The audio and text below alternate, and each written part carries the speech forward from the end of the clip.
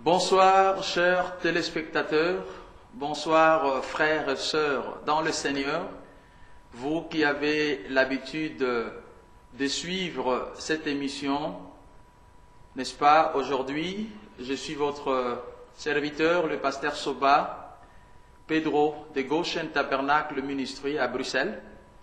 Et par la grâce de Dieu, j'ai été invité pour vous apporter la parole du Seigneur. Je suis l'un de 50 prédicateurs qui doivent intervenir tous les mercredis pour toute cette année. Et je suis, n'est-ce pas, par la grâce du Seigneur, le deuxième intervenant. Je voudrais rendre grâce au Seigneur pour ce travail que Dieu a commencé au travers de notre frère l'État. C'est un don de Dieu avoir une personne qui a une vision pareille. Et grâce à son don, grâce à sa dévotion, nous pouvons, n'est-ce pas, venir jusque dans vos salons et vous apporter la parole du Seigneur. Voilà pourquoi je prie encore une fois que Dieu accorde sa bénédiction à cette œuvre et que l'action du Saint-Esprit se manifeste à chaque occasion que la parole de Dieu est prêchée par ce moyen. Merci beaucoup de me donner l'occasion, n'est-ce pas, de vous apporter la parole du Seigneur. Je voudrais juste être un instrument. Et pour être un bon instrument, je vais prier afin que le Seigneur nous accorde sa grâce, vous qui nous suivez, mais aussi moi qui vous apporte la parole du Seigneur. Prions. Notre Dieu, nous te rendons grâce et nous te bénissons, parce que dans cette série de 50 pasteurs, tu as jugé bon que je sois le deuxième, non pas parce que je suis meilleur, mais simplement parce que tu l'as trouvé digne. Alors je te prie, Seigneur, de bénir ce mercredi et de bénir le mercredi qui vont suivre, mais aussi toutes les occasions que tes serviteurs et tes servantes passeront pour apporter ta parole. Bénis tout le cœur disposé en ce moment, au nom de Jésus-Christ, notre seul Seigneur et Sauveur. Amen. Gloire au Seigneur, comme je l'ai dit, tout de suite là, nous allons partager la parole de Dieu. Le thème que le Seigneur m'a mis à cœur pour vous apporter ce soir s'intitule « Un ami discret ». Peut-être vous avez déjà eu l'occasion d'écouter cette prédication ou peut-être que vous avez déjà réfléchi sur le texte que nous allons utiliser. Mais un ami fidèle, c'est un thème que Dieu m'a mis à cœur. C'est une parole qui est montée en moi lorsque je lisais un texte de la Bible dans le livre de Jean. Certainement, mes frères et sœurs, l'amitié n'est pas n'importe quoi. C'est quelque chose que tout le monde cherche, tout le monde aimerait avoir.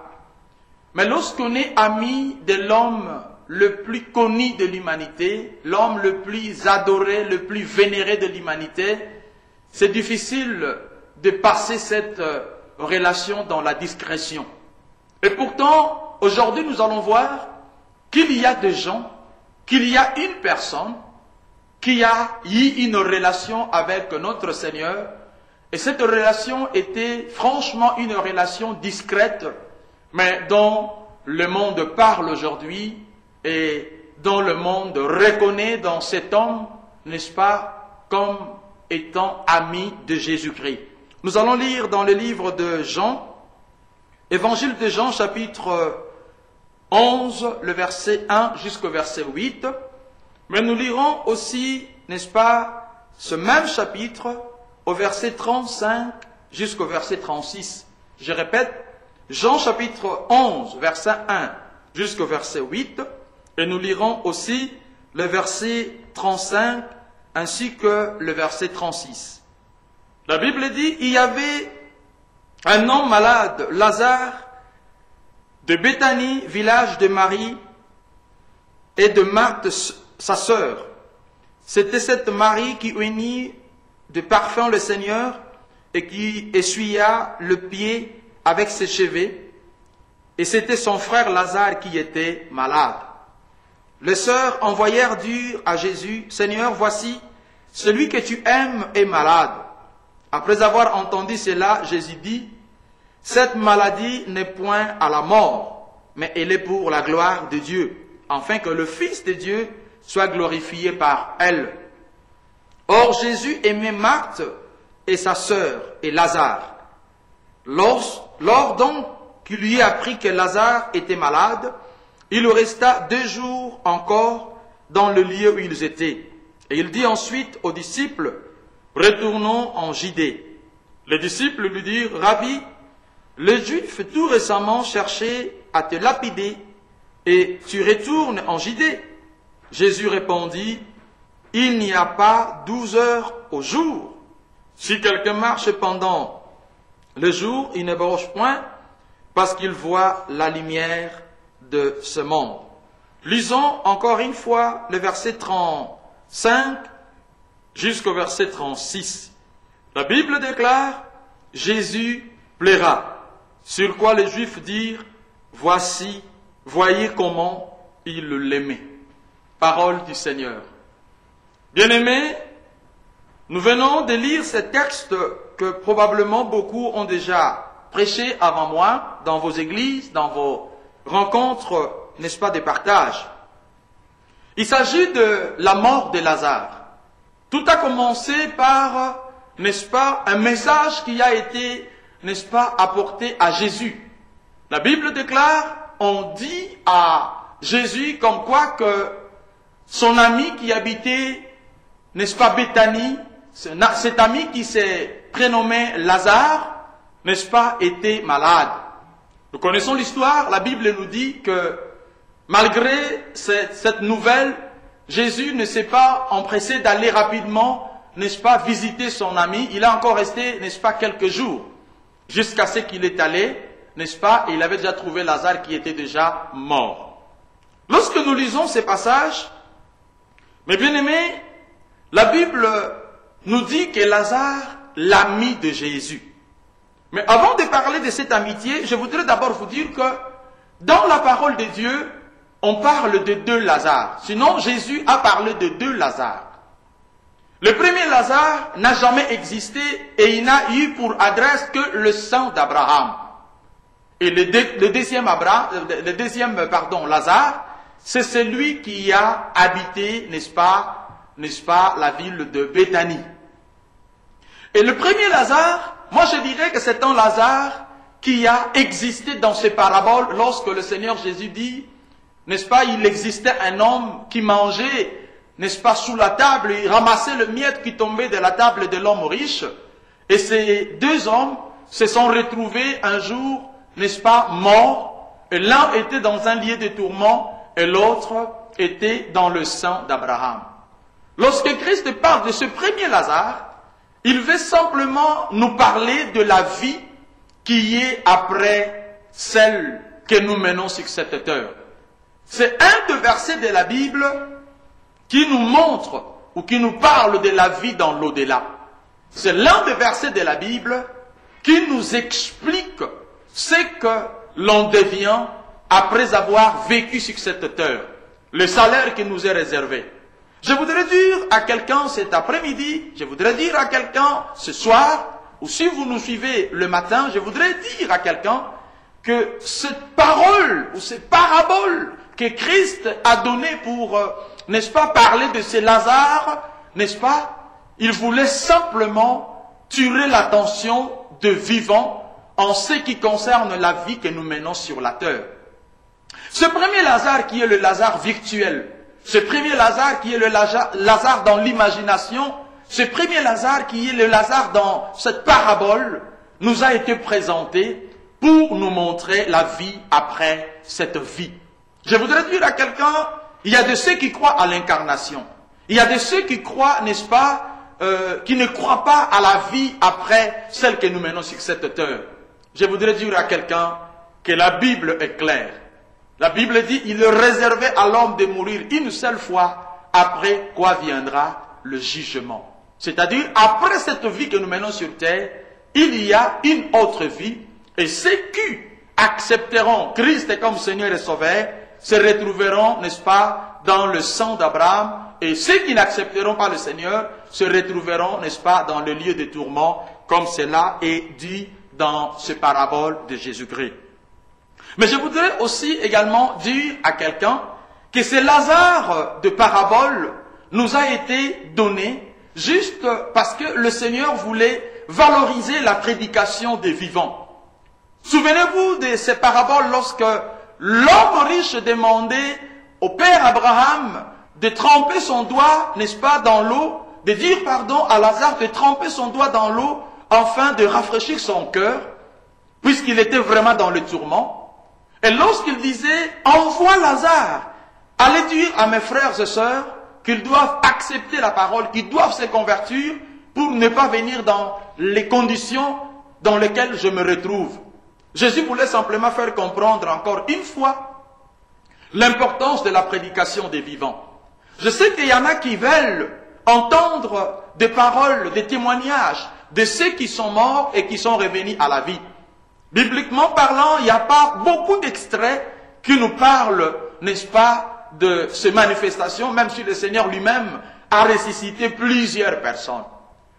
Le Seigneur voulait simplement nous faire comprendre par l'extrait de ce Lazare, n'est-ce pas, du parabole, que la prédication de ton Moïse, c'est-à-dire celui que Dieu utilise dans ton église, celui que Dieu utilise dans ton environnement, c'est l'homme ou c'est la femme, c'est la personne qu'il faut écouter. La prédication qui vient de vivant, la prédication qui vient de celui ou celle, n'est-ce pas, qui dirige ton église, qui prêche dans ton église, qui te prêche au travers de la télé, c'est cette prédication qu'il faut écouter. N'attendez pas que le revenant vienne vous apporter la parole de Dieu. N'attendez pas que quelqu'un qui vient dans le séjour des morts, qui vient du séjour des morts, pour vous apporter la parole de Dieu. Parce que, juste en passant, je voudrais vous dire que même Christ lui-même est allé dans le séjour des morts et il est revenu, mais les gens n'ont pas cru en lui. Voilà pourquoi je voudrais encore une fois insister qu'en parlant de cet amour discret de Lazare, nous devons comprendre qu'il y a deux Lazare dans la Bible. Il y a premièrement le Lazare de ce parabole et deuxièmement le Lazare qui était le frère de Marthe et Marie. Marthe et Marie qui étaient aussi des personnes que Christ avait beaucoup visitées sur cette terre. En parlant de ce deuxième Lazare qui a habité Béthanie, qui était tombé malade, c'est Lazare pour qui le Seigneur Jésus avait pleuré, c'est Lazare qui était resté 4 jours dans la tombe, qui sentait déjà mauvais. Je voudrais vous dire que même si la Bible parle de l'ami de Jésus, il n'y a aucun texte de la Bible qui nous explique la relation que Lazare avait entretenue avec Jésus. Il n'y a aucun texte de la Bible qui nous montre Lazare avec Jésus-Christ. Lazare en train de manger avec Jésus. Il n'y a aucun texte de la Bible qui nous explique la relation intime qui a existé entre Lazare et Jésus. Et pourtant, la Bible le présente comme l'ami de Jésus-Christ. J'insiste encore en disant que je ne doute pas de cet amour, je ne doute pas de cette parole, mais je voudrais dire qu'au travers de ces textes, j'ai compris qu'il y a des gens, peut-être qui ne vont pas à l'église, peut-être qui vont à l'église mais qui n'ont aucun engagement. Ces gens aiment le Seigneur en toute discrétion. Je sais que nous sommes dans une saison où il faut être la tête de l'affiche, il faut se faire voir, il faut être présent. C'est une très bonne chose. Moi-même, j'encourage le chrétien à ne pas, n'est-ce pas, se retirer, mais de prendre de l'avant. Mais en même temps, l'amour discret dont je parle, l'ami discret dont je parle, Lazare, mais bien aimé dans le Seigneur, c'est un personnage qui va nous apporter beaucoup de conseils. Je dis encore une fois que il n'y a pas un texte biblique, il n'y a pas de preuve théologique expliquant la relation de Lazare avec Jésus. Mais quand Christ a pleuré, les gens qui étaient venus consoler Marthe et Marie dirent, voilà comment il l'aimait, voilà comment il était attaché à lui. Mais dites-moi, donnez-moi un verset qui prouve, qui montre que Lazare était vraiment souvent avec le Seigneur, à partager des moments intimes avec le Seigneur. Il n'y a pas. Je voudrais dire à quelqu'un qui qui est chrétien, qui croit en Dieu, qui aime la parole de Dieu, qui aime écouter le Seigneur, notre Dieu a besoin que nous ayons pour lui un amour aussi manifeste, mais un amour de l'intérieur. Un amour peut-être qui ne pas très manifeste, mais un amour, n'est-ce pas, que l'on garde pour lui, un amour que l'on garde au-dedans de soi. Et cet amour, c'est celui qu'avait Lazare. Peut-être tu n'as aucun engagement dans l'église. Peut-être tu n'es pas, n'est-ce pas, une personne qui s'affiche. Mais je voudrais dire à quelqu'un, gardons de l'amour pour le Seigneur. Ayons cet amour de l'intérieur, une relation de l'intérieur. Parce que c'est à partir de cette relation de l'intérieur que l'on arrive à produire le fruit à l'extérieur. Si l'intérieur est rempli de l'amour pour le Seigneur, dans cette discrétion, l'on remarquera certainement que vous l'aimez et l'on témoignera de l'amour que vous avez pour le Seigneur. Mais bien aimé, encore une fois, c'est Lazare qui a existé à Béthanie. C'est Lazare qui était le frère de Marthe et Marie. Quoiqu'il n'y a pas de preuve de cette relation avec le Seigneur, il n'y a que cette parole, cette déclaration. Voilà comment il l'aimait. Il pleure le Seigneur, il a pleuré. C'est juste pour dire que pour ceux qui aiment le Seigneur dans le secret, Jésus-Christ est capable de pleurer pour eux. Jésus-Christ est capable, n'est-ce pas, de manifester son sentiment. Il n'a pas pu se contenir face à cet amour, face à cette personne qui le met dans le secret. Je voudrais dire à quelqu'un, si tu aimes réellement le Seigneur du fond de ton cœur, si tu es le Lazare de cette dernière saison, de cette période du temps de la fin, si tu es le Lazare de cette dernière église, je voudrais te dire une chose, Dieu est capable de démontrer devant tout le monde qu'il t'aime, qu'il a vraiment de la considération et du respect. Cet amour discret, cet ami discret, a fait déplacer notre Seigneur de là où il était. Et encore une fois, le Seigneur a pris le risque. Parce que les disciples lui ont fait remarquer comme quoi que récemment, les gens cherchaient à te faire du mal. Mais puisque celui qui était malade était l'ami de Jésus, un ami de l'intérieur, un ami qui avait de l'amour pour le Seigneur, eh bien, Jésus a pris le risque de se déplacer. Je voudrais dire à quelqu'un que le Seigneur est capable de prendre des risques. Quand je parle de risque, c'est-à-dire, le Seigneur est capable de s'afficher pour toi, de prendre, n'est-ce pas, le devant pour toi. Le Seigneur est capable de venir te défendre en toutes circonstances, sans aucune discrétion. Pourquoi? Parce que tu as pour lui de l'amour, un amour de l'intérieur. Je voudrais, encore une fois, mes bien-aimés dans le Seigneur, vous dire que c'est Lazare qui était l'ami de Jésus. C'est Lazare dont on n'avait jamais parlé parmi les disciples. Il n'y a aucun extrait de la Bible qui nous parle de la relation de Jésus-Christ avec Lazare. D'ailleurs, on parle de lui juste quand il est tombé malade. Voyez comment le Seigneur se révèle pour son ami. Le Seigneur se révèle pour celui qu'il aime, celui qui l'aimait dans la discrétion, qui l'aimait de l'intérieur. Combien le Seigneur est capable de prendre des risques pour toi. Combien le Seigneur est capable de te défendre en toutes circonstances. Combien le Seigneur est capable de se révéler aux hommes, de se manifester aux hommes, juste pour te défendre. Simplement parce que tu es son ami discret. Je voudrais encore une fois, mes bien-aimés, clôturer cette exhortation juste en vous parlant, n'est-ce pas, du résultat que l'on a lorsque on est un ami discret de Jésus. Je n'interdis à personne d'afficher sa foi, d'afficher sa dévotion pour le Seigneur. Mais je voudrais juste, au travers de cette petite étude, juste vous dire que Lazare n'avait jamais été, n'est-ce pas, en public avec Jésus. Et il n'y a pas des extraits. Dans tous les évangiles, les 4 évangiles, il n'y a pas un texte qui parle, n'est-ce pas, de Lazare avec Jésus s'affichant ensemble, marchant ensemble, mangeant ensemble. Non, il n'y a pas un texte de la Bible. Mais nous croyons sans défaillir que ce Lazare était réellement l'ami de Jésus. Et je crois, moi, que vous qui disposez de votre temps pour écouter cette parole, vous êtes un ami de Jésus. Vous êtes une amie de Jésus.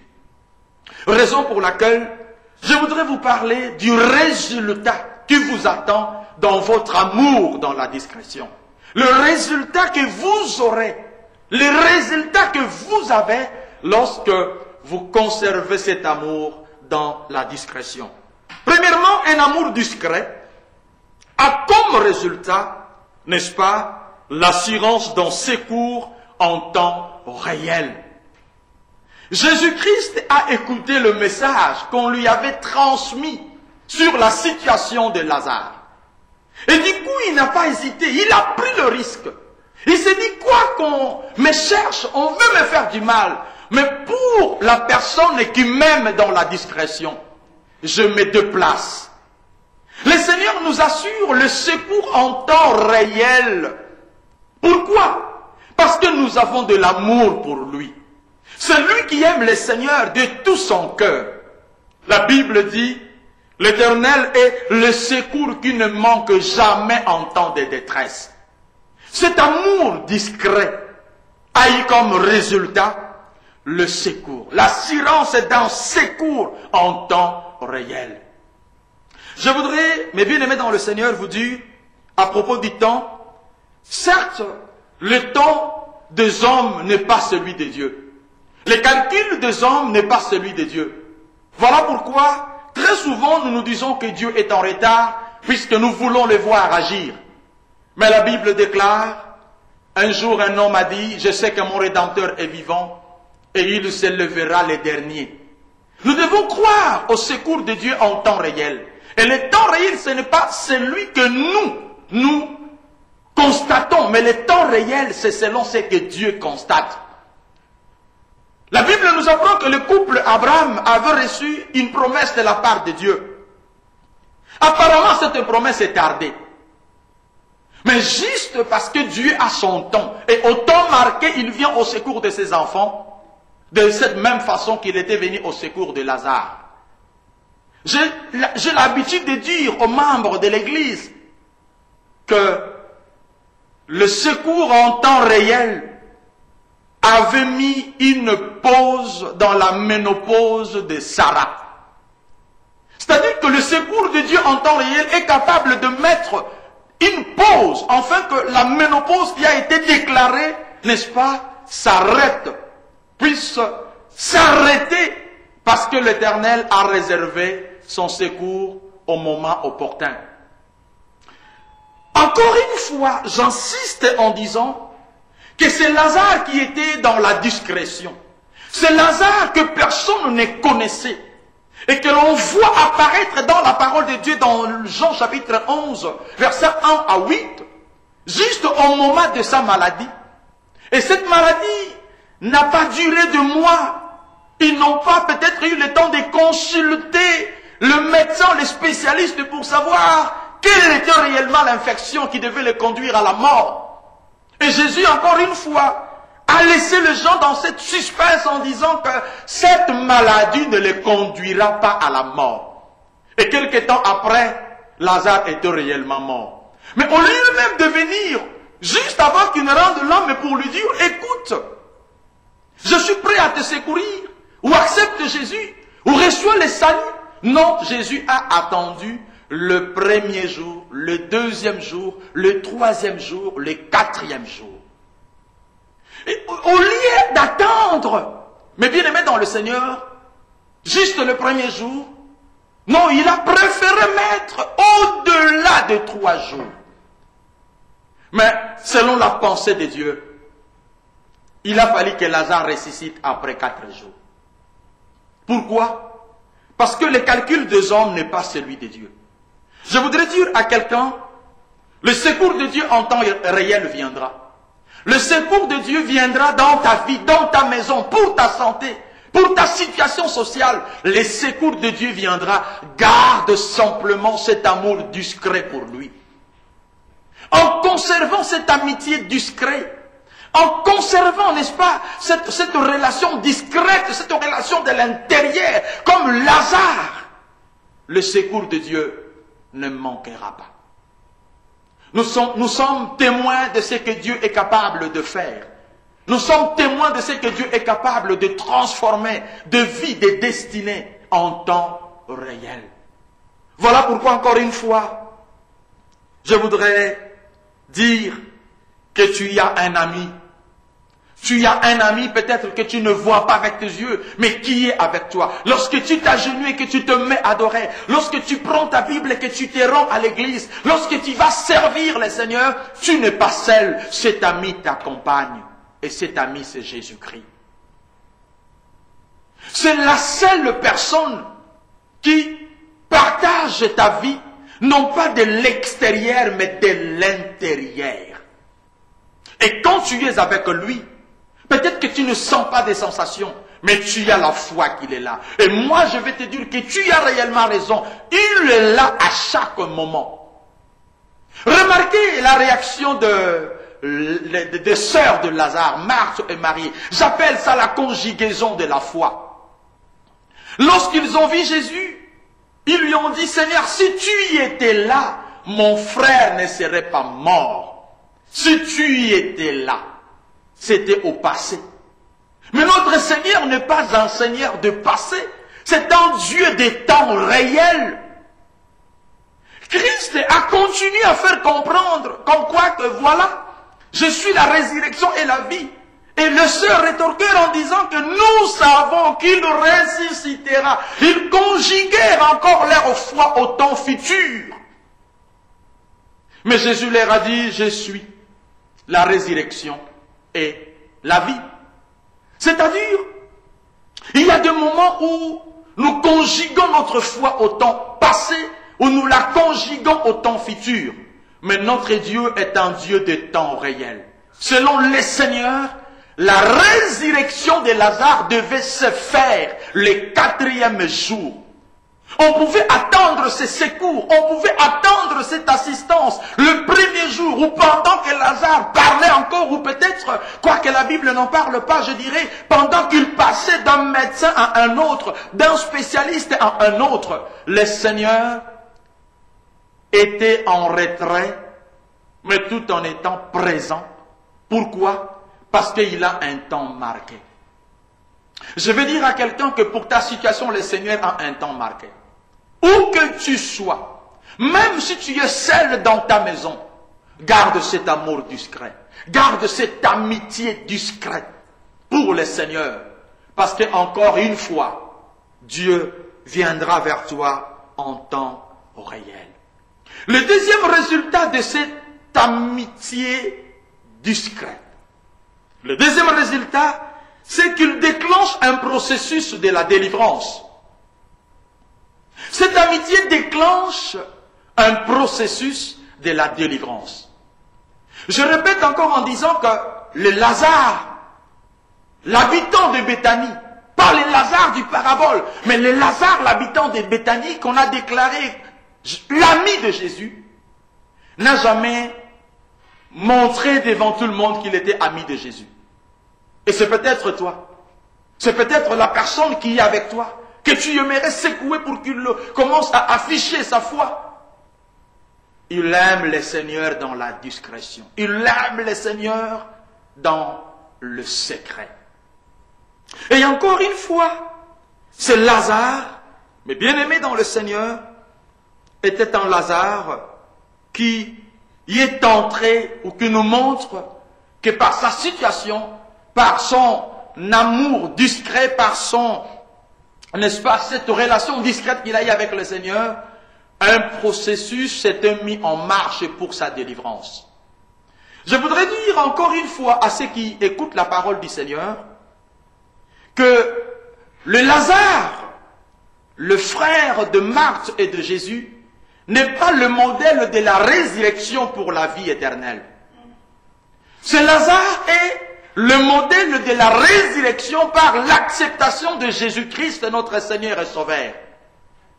Lorsque nous étions encore païens, nous étions morts. La Bible dit, vous étiez morts par l'incirconcision de votre chair, par le péché. Mais en acceptant le Christ, il nous a rendus à la vie. Voilà pourquoi c'est Lazare qui est ressuscité. Il est retourné dans son ancienne maison. Il est retourné à la vie avec ce même corps qu'il avait avant, à la seule différence que ce corps était un corps en bonne santé.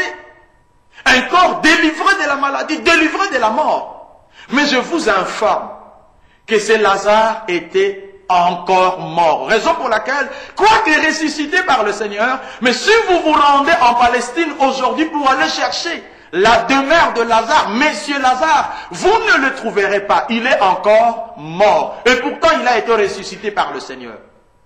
Je voudrais dire à quelqu'un que la résurrection de Lazare est le modèle de notre résurrection par l'acceptation du Christ comme Seigneur et Sauveur. Tant que nous n'avons pas encore accepté Jésus-Christ comme Seigneur et Sauveur, tant que nous n'avons pas encore fait ce volte-face, nous sommes considérés comme morts, quoique vivants. Pourquoi? Parce que il n'y a que Christ qui est capable de donner la vie à celui qui est mort physiquement, mais aussi à celui qui vit tout en étant mort. Le Lazare, frère de Lazare et ami de Jésus, n'est pas le modèle de notre salut, n'est pas le modèle de l'héritage du royaume des cieux. C'est Lazare est le modèle de notre conversion. C'est Lazare est le modèle, n'est-ce pas, de notre engagement pour le Seigneur ou dans le Seigneur. C'est-à-dire que son amour avec Jésus, cet amour discret, l'a conduit dans ce processus de délivrance. Voilà pourquoi lorsqu'il était revenu à la vie, la Bible déclare, ses mains et ses pieds étaient liés. C'est-à-dire que ce Lazare ne pouvait pas se déplacer facilement. Il pouvait faire des efforts, mais il ne pouvait pas se déplacer. Pourquoi? Parce que ses mains et ses pieds étaient encore liés. Mais et pourtant, il était revenu à la vie. Et quand je parle de ce processus de délivrance qui nous est enseigné par la résurrection de ce Lazare, ami de Jésus, je voudrais dire à quelqu'un, peut-être que ça fait longtemps que tu as accepté le Seigneur comme Seigneur et Sauveur.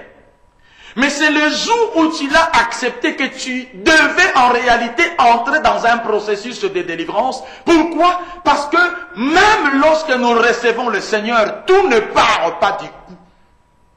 Le tout ne part pas en même temps.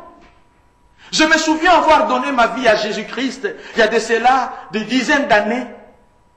Mais il y a quelque chose que je n'arrivais pas à abandonner. C'était la musique mondaine, la musique profane. Puisque j'ai vécu dans cette musique, puisque j'ai grandi dans cette musique, je ne pouvais pas m'en débarrasser. Je pouvais cacher à mes responsables de l'église, comme quoi que j'écoutais de la musique en cachette. C'était un lien, c'était quelque chose qui était vraiment en moi. Et il a fallu que j'entre dans ce processus de libération, ce processus de délivrance. Mais bien aimé, cet amour discret déclenche ce processus de délivrance. Quelqu'un qui se dit chrétien et qui n'est pas encore entré dans un processus de délivrance, c'est une personne qui a une vie chrétienne mécanique. Il a du mal à décoller. Il a du mal à servir Dieu en toute liberté. Pourquoi? Parce que le processus n'est pas encore mis en marche.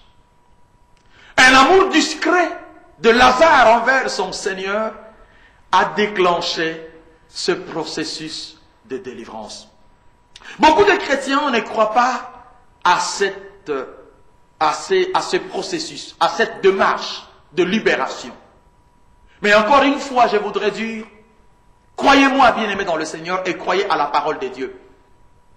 Lazare qui était ressuscité, Lazare qui avait donné sa vie à Jésus, était encore une fois mort. C'est juste pour vous dire que si ce Lazare était encore en vie, alors je dirais que depuis le jour où nous avons accepté Christ comme Seigneur et Sauveur, nous ne mourrons plus. Mais puisque ce Lazare était encore mort, c'est juste pour dire encore aussi que Dieu nous a laissés en vie pour que nous entrons dans ce processus de délivrance. Il y a des choses qui nous retiennent captifs, quoique étant dans le Seigneur. Même étant déjà devenu pasteur, serviteur de Dieu, apôtre, évangéliste, intercesseur, il y a des choses qui nous retiennent encore captifs. Pourquoi? Parce que peut-être nous ne sommes pas entrés dans ce processus de délivrance. Voilà pourquoi le Seigneur Jésus n'a pas fait ce travail lui-même. Il a demandé à ses disciples, libérez-les et laissez-les aller. Déliez-les et laissez-les aller. Cet amour discret pour le Seigneur a amené Lazare à être orienté vers le serviteur de Dieu. Il y a des choses que Dieu ne peut faire qu'au travers de son serviteur. Il y a des choses que Dieu ne peut accomplir qu'au travers de son serviteur. Voilà pourquoi, encore une fois, je crois à l'action de Dieu au travers de ce message que vous écoutez. Mais je ne saurais pas me rendre là où vous êtes. Peut-être en Martinique, peut-être aux États-Unis, peut-être en Afrique, peut-être ici en Europe, peut-être ici en Belgique où cette parole est prêchée. Je ne saurais pas me rendre auprès de vous. Mais vous avez un homme de Dieu dans votre entourage. Vous avez un homme de Dieu dans votre maison. Vous avez un serviteur dans votre église. Allez le voir. Dites-lui que je suis le Lazare, le frère, l'ami de Jésus, qui l'aime de l'intérieur et qui a de l'amour discret pour son Dieu. Mais je ne suis pas encore entré dans le processus de la délivrance. Combien de fois le lien de pauvreté nous réclame, mais pourtant nous sommes dans le Seigneur. Combien de fois les liens de péché nous retiennent encore, mais et pourtant nous sommes dans le Seigneur. Et pourtant nous parlons en langue. Nous prophétisons. Combien de fois nous sommes réclamés? Je voudrais vous dire une chose. Pierre était parmi les personnes qui étaient avec Jésus. D'ailleurs, il a accompagné même aux dernières heures de la mort. Il a fait la déclaration en disant que je ne te quitterai pas. Tu sais bien, Seigneur, que je t'aime. Mais je voudrais vous dire une chose. Un jour, Jésus a révélé à cet ami, Pierre, à cet homme, à cette personne proche, comme quoi que Satan le réclamait pour le cribler comme du fromage. Beaucoup de gens sont réclamés par le Seigneur, puisqu'ils s'éloignent de ce processus de délivrance que le Seigneur déclenche par l'acceptation de Christ. Que le Seigneur déclenche lorsque nous acceptons Christ comme Seigneur et Sauveur. Tu as été baptisé, ce n'est pas suffisant, mon frère. Tu as accepté Christ comme Seigneur et Sauveur, cela n'est pas suffisant. Tu dois entrer dans un processus de délivrance. Parce que Lazare était revenu à la vie, mais la Bible nous apprend encore que ses mains et ses pieds étaient liés de bandes. Le troisième résultat que nous apporte un amour discret ou, n'est-ce pas cet ami, n'est-ce pas discret, qui est Lazare. Troisièmement, il nous prépare, cet amour nous prépare pour l'éternité. Après sa résurrection, Lazare était mort. Encore, il est mort. Mais cette fois-ci, il était mort pour attendre la vraie résurrection des saints. Je voudrais dire à quelqu'un que tout enfant de Dieu qui est né de nouveau, qui aime le Seigneur et qui ne se préoccupe pas de l'éternité, ce n'est pas une personne sauvée. Parce que nous savons une chose, nous pouvons tout posséder dans ce monde. Nous pouvons tout avoir sur cette terre. Mais la finalité, c'est le royaume des cieux. Voilà pourquoi même le Seigneur lui-même a réparti le récompense en deux tranches. Il y a la tranche terrestre et celle que nous aurons dans le royaume des cieux. Le Seigneur a dit, quiconque, vous connaissez l'extrait peut-être, il recevra dans ce siècle au centuple et dans le siècle à venir la vie éternelle. Je voudrais dire à quelqu'un que l'éternité doit être une préoccupation pour tout enfant de Dieu. Le ciel doit être notre espérance, notre objectif.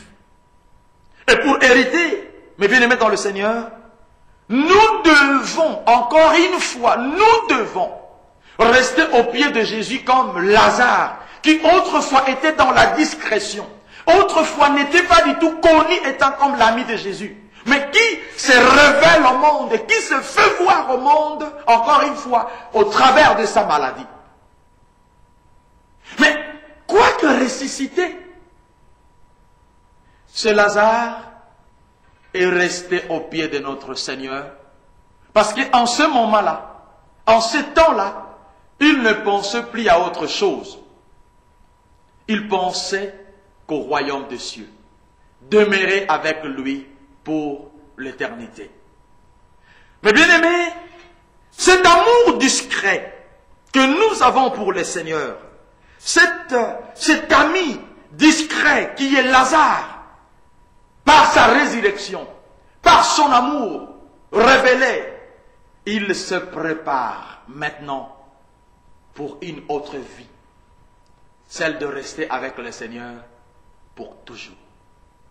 Je répète encore en disant, mes bien-aimés dans le Seigneur, vous qui aimez la parole de Dieu, vous qui écoutez la parole de Dieu, Lazare, quoique ressuscité après 4 jours, il était encore mort. Je l'ai dit tout à l'heure. Allez en Palestine, allez en Israël, cherchez dans toutes les rives, cherchez dans toutes, n'est-ce pas, le Méril.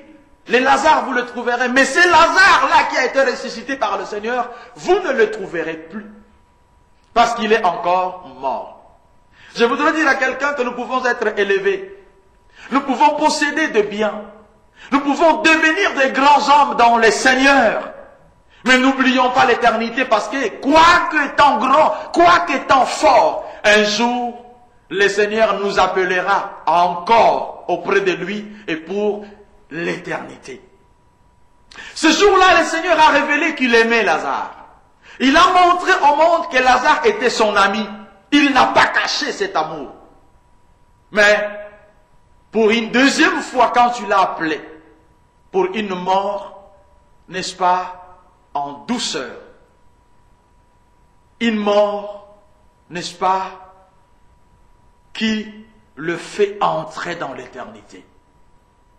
Il faut que la notion de l'éternité reste dans le cœur de quiconque écoute cette parole. La Bible dit que nous sommes de voyageurs sur cette terre. Je sais que les gens se battent pour une bonne vie. Et ça, c'est une bonne chose, parce que le Seigneur Jésus aussi s'est préoccupé. D'ailleurs, la Bible dit qu'il est venu en tant que souverain sacrificateur de biens à venir. L'avenir était ça, son souci, une de ses missions, arranger notre avenir, l'avenir de nos enfants, l'avenir de nos maisons, de nos foyers, l'avenir, n'est-ce pas, de notre société. Mais, dans tout ça, nous devons retenir une chose, que le Seigneur nous appellera auprès de lui. Et que nous quitterons ce monde comme cet ami discret, Lazare, a quitté le monde pour une seconde fois, mais cette fois-là, c'était pour rester dans l'éternité. Je voudrais résumer cette parole, mes bien-aimés dans le Seigneur, ou récapituler en disant, un amour discret, ou un ami discret, qui est Lazare, c'est toi. C'est moi. Peut-être le monde ne me connaît pas. Peut-être le monde ne s'intéresse pas à moi. Mais je sais une chose, que j'aime le Seigneur. Je sais une chose, vous aimez le Seigneur. Alors il faudrait que cet amour vous rassure dans ces cours de Dieu en temps réel. Vous devez croire que pour cet amour, le Seigneur est capable de prendre des risques. J'insiste en disant que les disciples voulaient l'interdire. Seigneur, ne pars pas auprès de cet ami que nous avons, dont tu nous as jamais parlé. Nous nous rendons chez Marthe et Marie, certes, mais On n'a jamais vu comment tu parlais avec Lazare. C'était en famille, mais apparemment aujourd'hui qu'il est malade, tu veux nous faire comprendre que tu l'aimais. Le Seigneur pleure même. Mais pour son ami, le Seigneur prend le risque. Je voudrais dire à quelqu'un que le Seigneur prend le risque pour toi. Je voudrais dire à quelqu'un que le Seigneur ne regarde pas les obstacles qui peuvent, le risque qu'il peut courir. Il le prend, n'est-ce pas, l'engagement de venir. Pourquoi? Parce qu'il le sait, qu'il ne s'est jamais engagé dans un combat et perdre. Tout défi qu'il a relevé dans sa vie, il était sorti libre et vainqueur. Voilà pourquoi, crois à cette parole. Que pour la situation qui te dérange, parce que tu as disposé de ton temps par amour pour le Seigneur, pour la situation qui te dérange, le Seigneur t'apporte le soutien en temps réel. Peut-être tu peux avoir cette réaction de sœur de Lazare. Si tu étais là, mais oui, il était là. Parce que la Bible dit, il est le même hier, aujourd'hui et éternellement. Ne dis pas que si Dieu pouvait faire quelque chose, avant que l'on nous fasse l'opération, maintenant qu'on a déjà enlevé tout ce qui peut m'aider à concevoir, comment je peux encore espérer? Il y a un secours de Dieu en temps réel. Je voudrais dire à quelqu'un que je vis de femmes concevoir, et pourtant elles ont été déclarées en état de ménopause. Je vis de personnes vivre des grands miracles. Je vis de médecins poser des questions à leurs patients après des moments de prière. Es-tu jumelle? Pourquoi? Parce que le résultat des examens qui ont été faits à la veille ne correspondait pas à ce qui se manifestait en ce moment-là. Pourquoi? Parce que l'ami fidèle est passé par là. La puissance de l'ami fidèle est passée par là. La puissance de l'ami discret est passée par là. Et le médecin ne pouvait pas comprendre combien cet homme était guéri. Cette personne était guérie. Le secours de Dieu en temps réel viendra pour toi. On pouvait espérer qu'il vienne pendant que Lazare était encore, n'est-ce pas, en agonie. On pouvait attendre que le Seigneur intervienne avant que le médecin ne débranche les appareils. Mais pourtant, il a son temps à lui. Je voudrais dire à quelqu'un que Dieu a un temps pour toi. Et le temps de Dieu viendra certainement, comme il est venu délivrer Lazare de la mort. Il n'a pas fait trop d'exercices. Il a simplement envoyé sa parole. Il a demandé aux hommes de faire leur part. Il a demandé où l'avez-vous enterré. Le Seigneur te demande simplement la situation de ta vie. Il veut faire l'expertise de ta situation afin de t'apporter le secours en temps réel. Personne ne pouvait plus espérer. Et d'ailleurs, on voulait, n'est-ce pas, le décourager, le Seigneur, qui n'a jamais cédé au découragement. Je voudrais dire à quelqu'un, soyez motivés, allez jusqu'au bout, parce que la solution est au bout du couloir. C'est en continuant, en espérant que tu vas saisir, n'est-ce pas, la main que Dieu t'a tendue. Je voudrais dire encore qu'on voulait les décourager en disant, Seigneur, ça fait 4 jours qu'il a été enterré. Ça fait 4 jours. Mais il n'a pas regardé tout ça. Déjà au début, avant de se déplacer, on lui disait, mais il y a des bandits qui t'attendent. Il y a ces religieux-là, il y a ces personnes, ces opposants à la parole. Oh my God! Il y a ces opposants à la parole. Mais le Seigneur a dit, je prends le risque. Qu'ils fassent ce qu'ils veulent. Pour mon ami discret, je vais faire quelque chose. Tu aimes le Seigneur? Je prophétise que Dieu va faire quelque chose ce soir. Quelque chose ce matin, quelque chose à cet instant que tu écoutes la parole de Dieu. À cet instant que tu entends la parole du Seigneur, quelque chose va se produire pour toi. Tu es probablement désespéré. Tu te dis, mais il n'y a plus de solution. Je ne peux attendre que la mort, peut-être. Je ne peux attendre que, n'est-ce pas, la signature du patron pour qu'on me mette dehors. Mais je vais dire encore, il se lève le dernier. Pourquoi se lève-t-il le dernier? Il pouvait venir le premier jour. Quand Lazare était décédé, il était encore en Dieu. N'est-ce pas, toutes les parties de son corps, ses organes étaient encore probablement frais. Maintenant, il a attendu que ses organes se décomposent.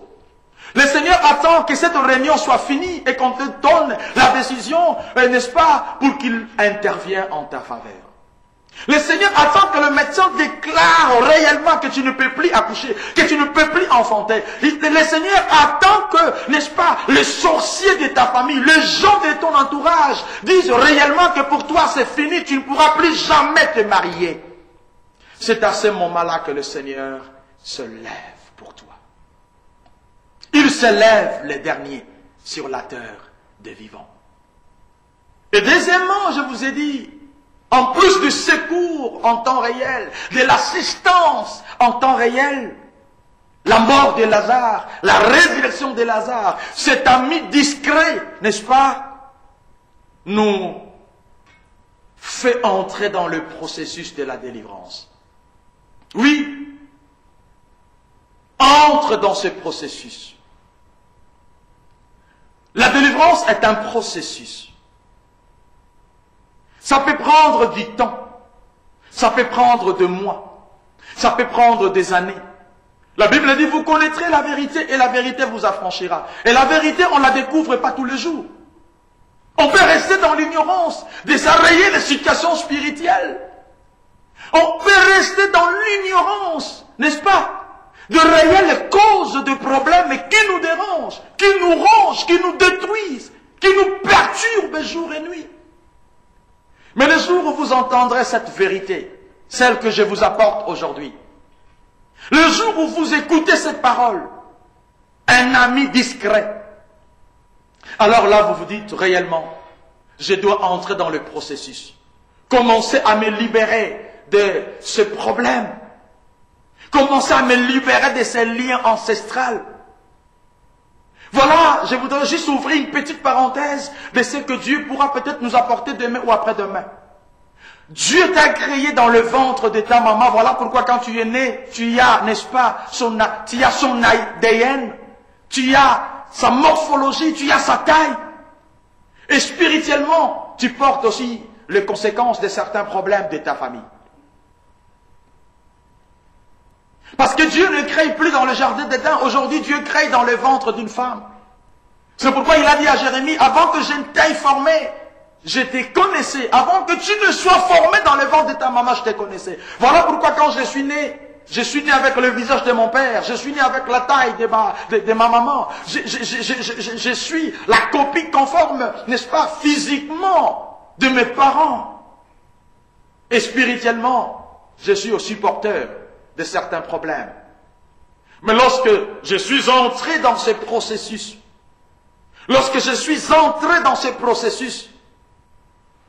les serviteurs qui ont reçu l'ordre ont exécuté la parole du Seigneur qui disait « Déliez-les et laissez-les aller ».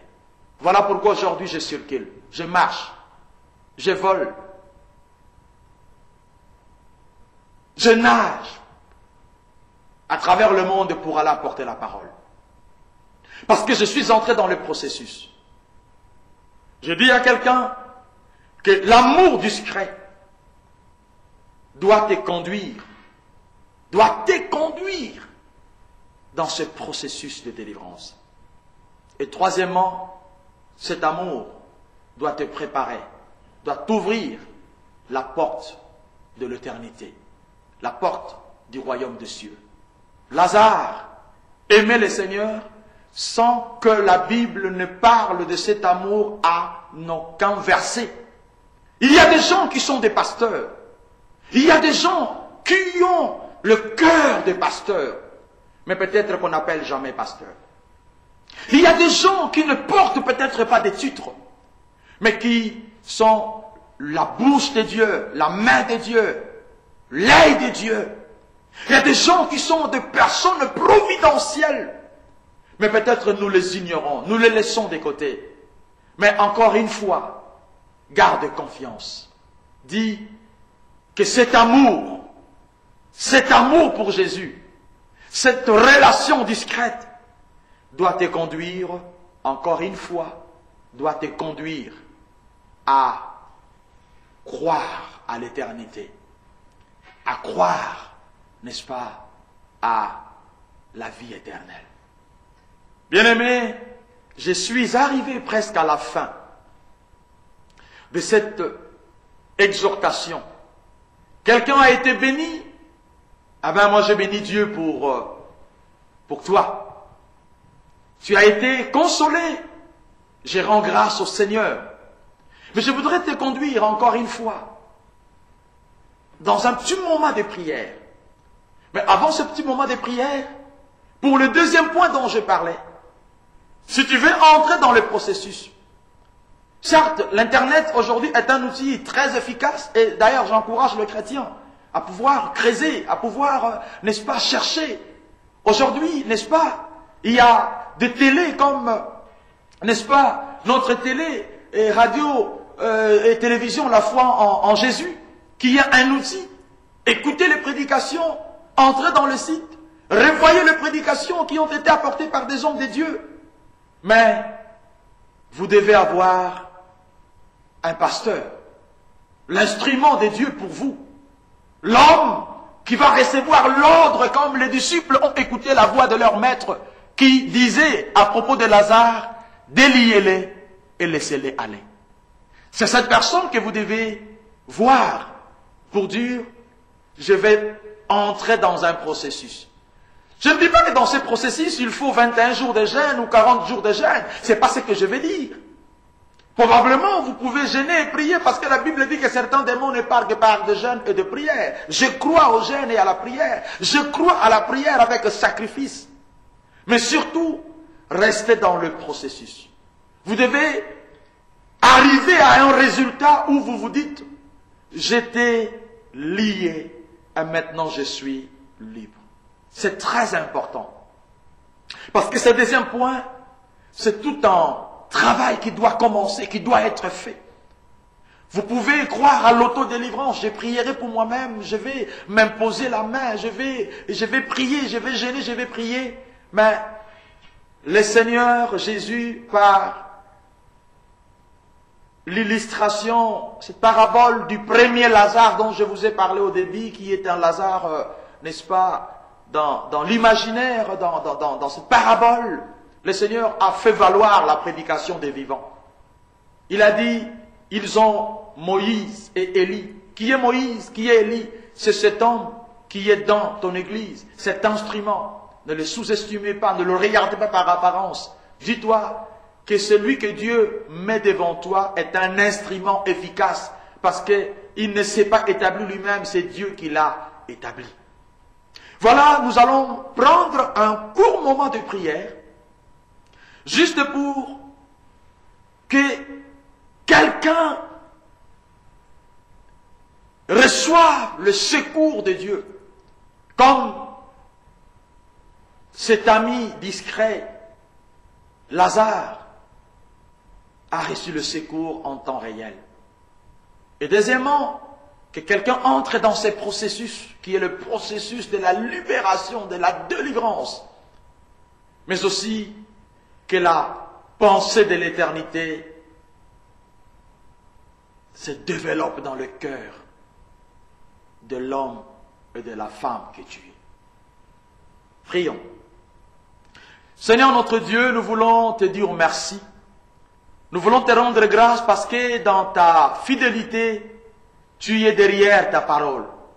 Oh Dieu, combien à travers le monde ont écouté cette parole, combien sont nombreux, Seigneur, pour suivre cette prédication.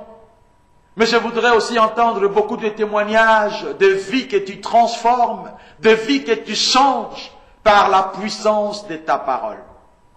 Oh Dieu, comme tu as pris le risque de te déplacer et aller voir Lazare, cet homme qui était un ami discret, cet homme qu'il ne t'avait jamais accompagné auparavant quelque part.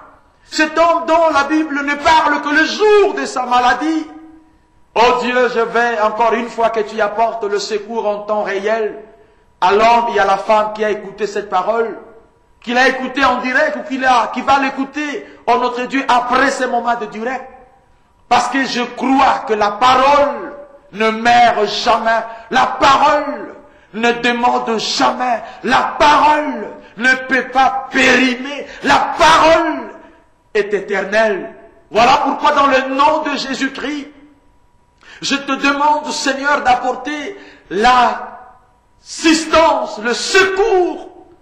Aucun miracle se produit dans la vie de quelqu'un selon le besoin de sa vie, selon ses attentes, Seigneur. Combien sont dans un état de prière, ils espèrent recevoir de toi quelque chose. Combien se sont privés, oh notre Dieu, de bien de choses, parce qu'ils veulent voir ta main agir dans leur vie. Je dis pas comme Marie et Marthe, si tu étais là. Je ne dis pas comme Marie et Marthe, oh je sais qu'un jour, mais je dis que tu es le Dieu du présent, le Dieu de maintenant, parce que ton temps c'est aujourd'hui, dans le nom de Jésus-Christ. Fais quelque chose. Étends ta main dans la vie de cette personne. Étends ta main dans la vie de cet enfant qui est agonissant, Seigneur.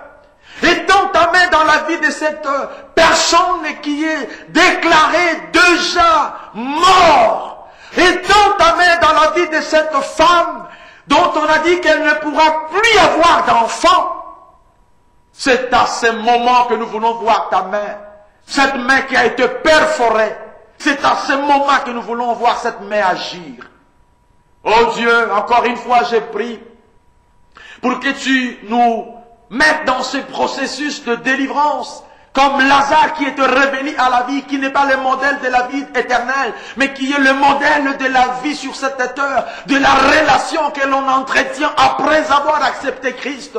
Oh Dieu, déclenche dans la vie de tes enfants un processus de délivrance, un processus de libération, un processus de transformation à partir d'aujourd'hui dans le nom de Jésus-Christ. Et que ce processus aboutisse à une libération totale, à une délivrance totale, parce que nous en avons besoin, Seigneur. Nous ne voulons pas avoir le main et le pied liés de bandes, mais nous voulons, notre Dieu, être libres. Et je déclare la liberté, je déclare la liberté dans le nom de Jésus.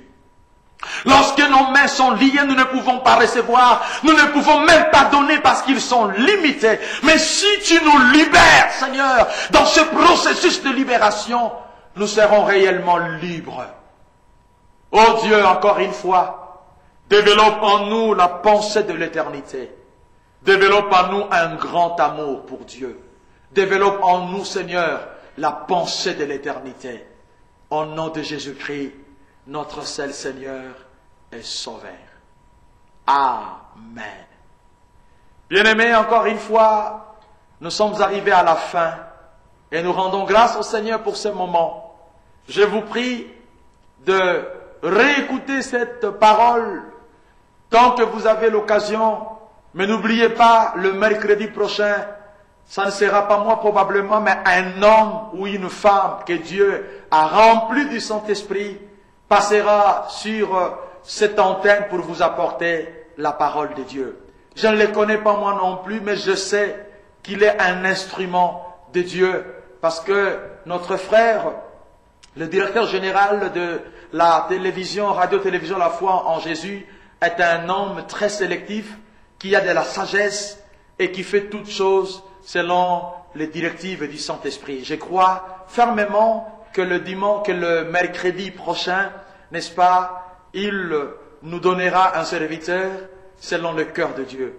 Que le Seigneur vous bénisse et que Dieu bénisse sa parole dans vos cœurs. Au nom de Jésus-Christ. Amen.